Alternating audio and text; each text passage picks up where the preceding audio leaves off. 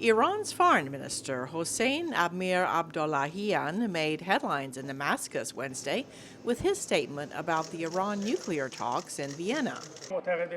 We believe that today we are closer to an agreement in Vienna than ever before. The Vienna talks, underway for almost a year, are aimed at curbing Tehran's nuclear program in exchange for lifting tough economic sanctions on Iran. But the negotiations have been paused, with U.S. officials sounding less optimistic the two sides will reach agreement to revive the 2015 nuclear deal that former U.S. President Donald Trump withdrew from in 2018. State Department spokesperson Ned Price says it is up to Tehran to make the tough decisions necessary to get the deal over the finish line. An agreement of this sort is neither imminent nor is it certain. And so that is precisely why, for the better part of a year, we have been preparing for either contingency, for either scenario. Some experts say the longer negotiations are paused, the less likely it is the parties will reach an agreement. Yeah, I think the longer the pause, the greater the risk that the talks enter a kind of zombie state where there's neither a breakthrough nor a breakdown, but Iran continues with its nuclear advancements. The talks had appeared close to agreement, experts say, until Russia demanded its trade with Tehran not be hurt by sanctions imposed because of its invasion of Ukraine.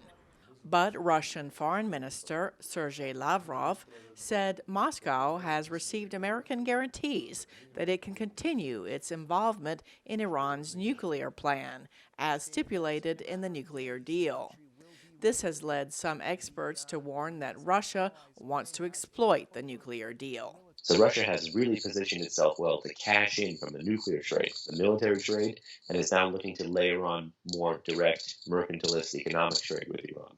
All of this comes at a time when they're hurting over the Ukraine invasion, and they're basically successfully using Iran as a way to bypass that pain. Taleblu adds that Iran needs to revive the nuclear deal for economic reasons, and that Tehran's leaders know an agreement has become a divisive political issue in the United States. On Capitol Hill, most Republican lawmakers continue to side with former President Trump in opposing reaching a nuclear deal with Iran.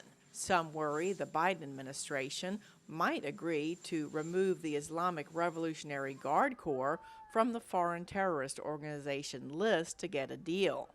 Republican Senator Todd Young tweeted, "Removing the Iranian Revolutionary Guard's designation as a terrorist group and unfreezing its assets would be like pouring gasoline on a fire." Many Democratic lawmakers also worry about how quickly Iran might acquire a nuclear weapon.